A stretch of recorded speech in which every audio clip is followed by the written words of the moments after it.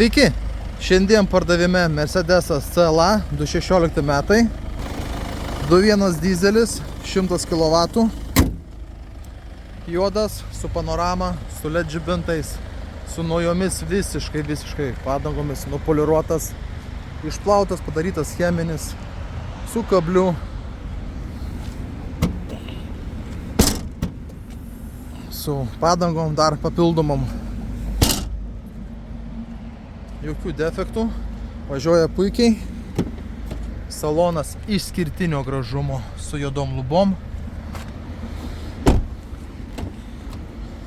labai gyvas salonas, siūtos panelės, vairai su lapkytėm, gražu, kombinuota,